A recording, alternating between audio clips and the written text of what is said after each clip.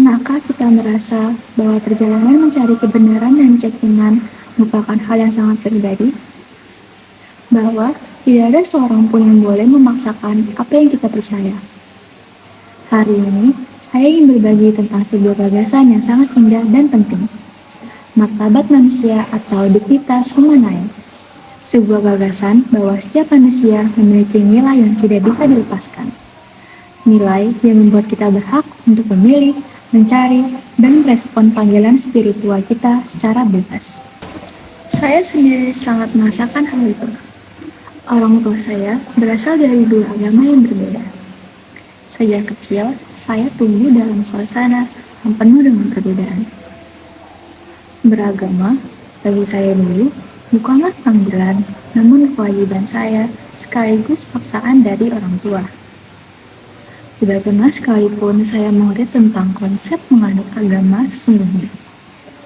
Justru dari mereka lah yang membuat saya beragama hanya sebagai formalitas belaka.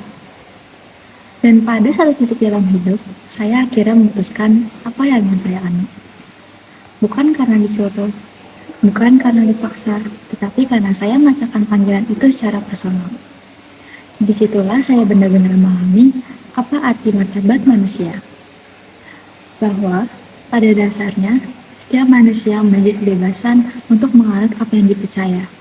Martabat manusia berarti bahwa setiap orang memiliki hak untuk mencari kebenaran, mempercayai apa yang ia yakini benar, dan menghayati tanpa paksaan. Kita mungkin berasal dari budaya, keluarga, atau tradisi yang berbeda. Namun satu hal yang menyatukan kita semua manusia yang diciptakan dengan akal budi, kebebasan, dan hati nurani.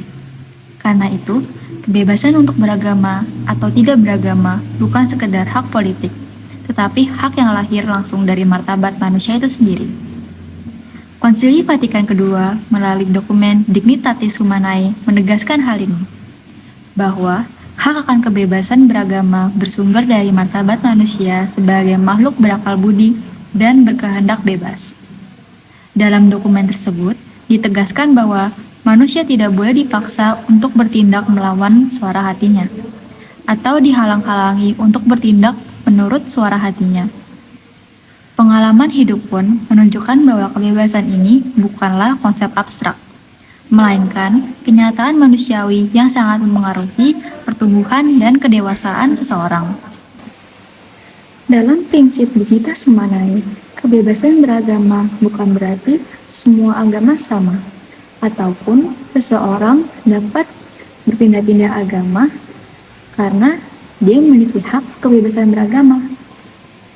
Melainkan bahwa iman yang sejati hanya bisa muncul dari kebebasan.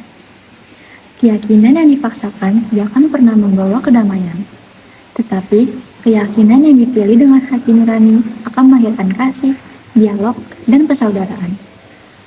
Di dunia yang sering diwarnai perbedaan dan ketegangan, mengingat martabat manusia berarti menghormati pilihan dan keyakinan orang lain.